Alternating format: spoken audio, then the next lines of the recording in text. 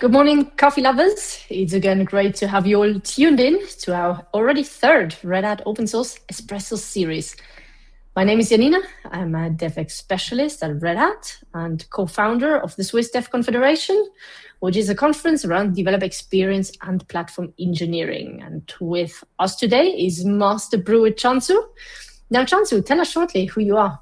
Hello, my name is Cansu. I'm an AI platform architect at Red Hat, where I help organizations build and operate AI platforms and applications. So my background is in platform engineering and DevOps, and recently I've been spending a lot of time helping enterprises to adopt AI at scale. Hey, awesome. Great to have you here. We'll spend no more than 15 minutes in total on our featured topic, and that is weights and measures. And we look into open source AI versus black boxes. So lean back, enjoy your longo, and I'll shoot my first question at Cansu. But to set the stage a little bit first. So every AI vendor right now loves using the words OpenAI or open source model. But if you download a model binary and you have actually zero visibility into the training data or the filtering recipes or how it was aligned, you haven't actually bought into open source, right? You've just downloaded the free black box. So I'm wondering, in the AI engineering community, what is that open washing, and why is it a massive risk for enterprise to build core business logic on a model where the weights are visible, but the training methodology is completely proprietary? Yeah, so open meshing is just like you said, when a company markets their AI model as open because the weights are downloadable, while they withhold in the key parts like training data or their, safety tuning procedures or their training code.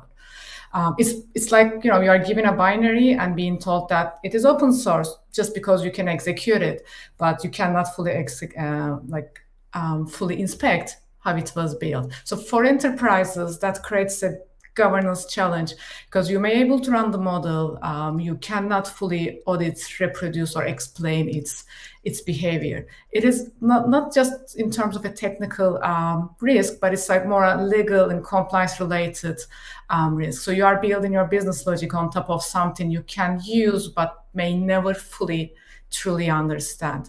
However, that doesn't mean that open-weight models are unusable or inherently risky. In practice, enterprises don't simply trust a model because it's available. They validate it. They build these evaluation data sets, they measure quality, safety, and set monitoring around the behavior of the models or set guardrails.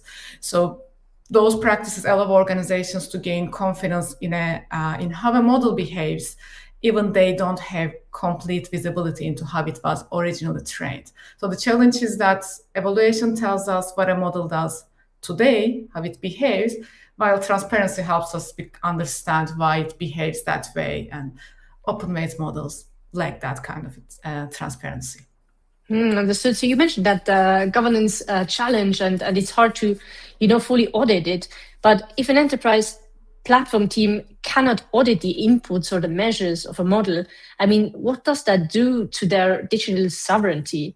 Are they just trading traditional vendor lock-in for model lock-in? Well, I wouldn't say that enterprises are simply trading that, like from vendor lock-in to model lock-in. So open-weight models give organizations meaningful control where the model runs, how it is customized, or when to upgrade the model. So that's a significant increase in operational sovereignty compared to relying on entirely a third-party API. So, however, if an organization can't audit the training data or the evaluation methodology, it does lose some visibility, as we just said, when it comes to how to behave how the model behaves. That can make governance and compliance a bit more challenging. But for me, in here, digital sovereignty exists on a kind of a spectrum.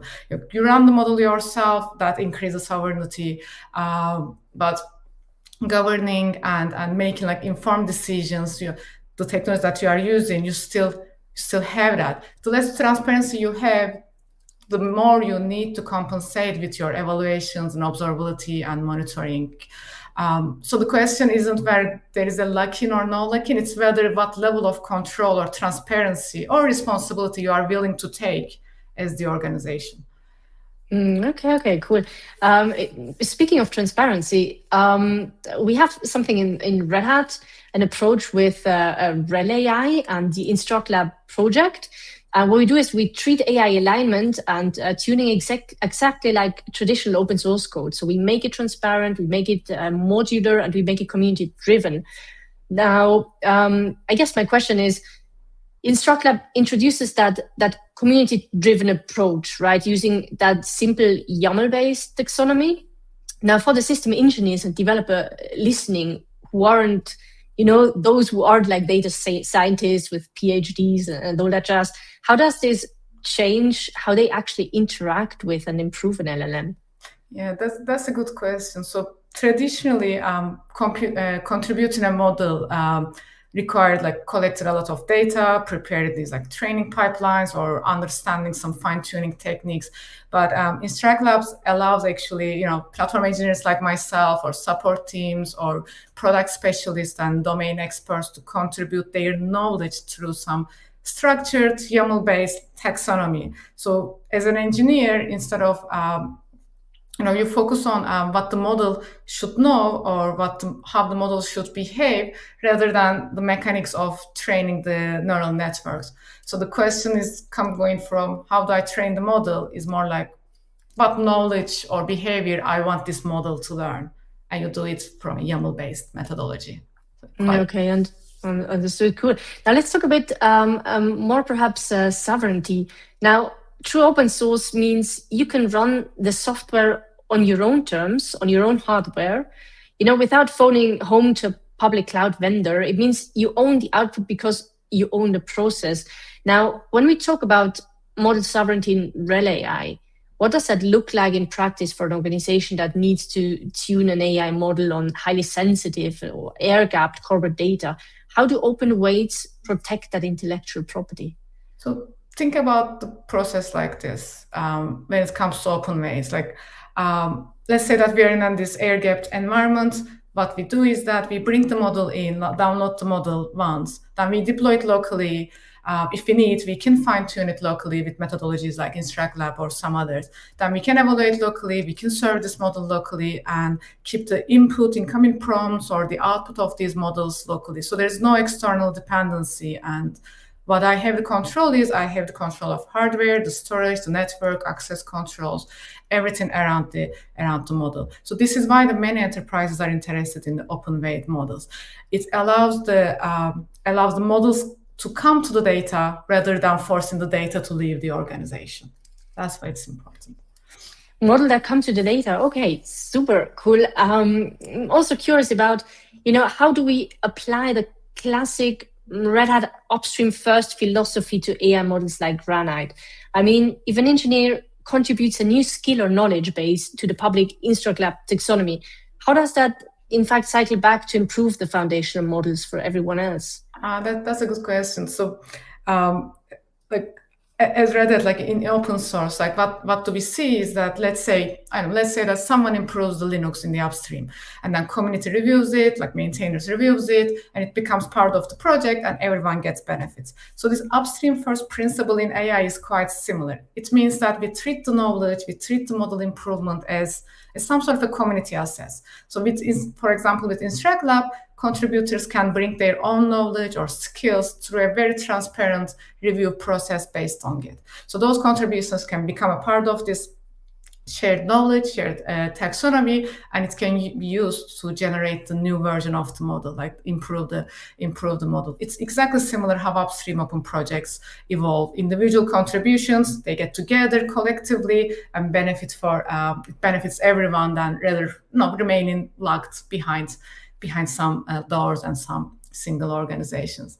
And I think that's the really bigger story here, because open source AI isn't just about accessing these model weights. It's about this transparency, participation, and the control. So it's about giving organizations the ability to understand AI, improve their AI, and run AI on their own terms. And that's the same philosophy that made open source software successful for years.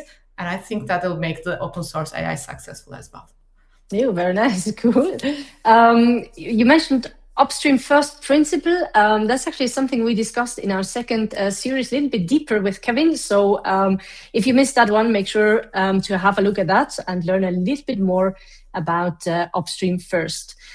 Now, I have still 1 million of questions, but sharing is caring. So let's get some questions from the audience as well, shall we?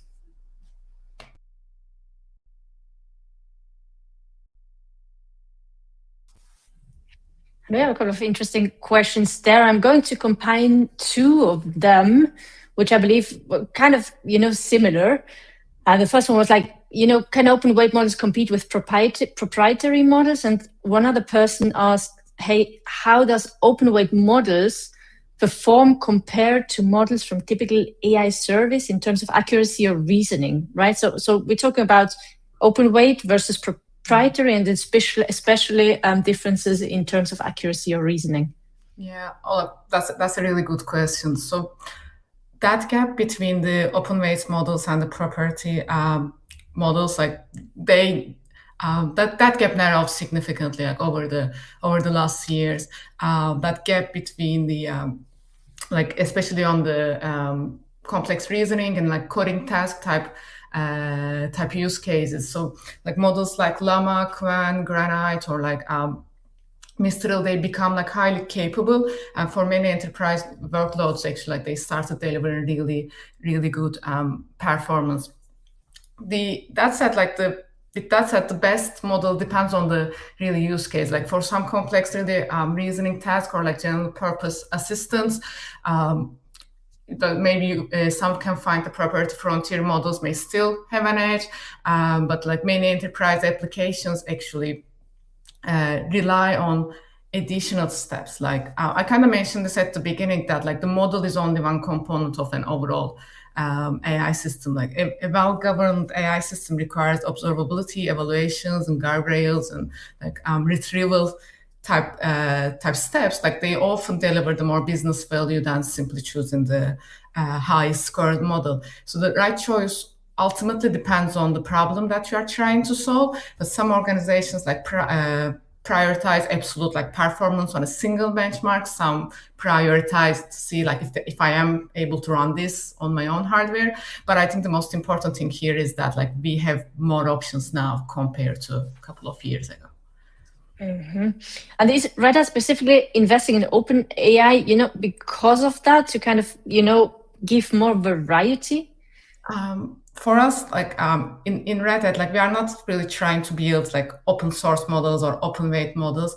What we are doing is we are focusing building on this open platform and like communities that help enterprises to use AI more responsibly. So just like Linux becomes the foundation of enterprise computing, we believe that these open platforms and open models and open collaboration can become also the foundation for enterprise. So like I said, that with the models, you have more options, and as Red Hat, we are giving you the space for you to like see these options, try these options, and find the best models for your own use cases.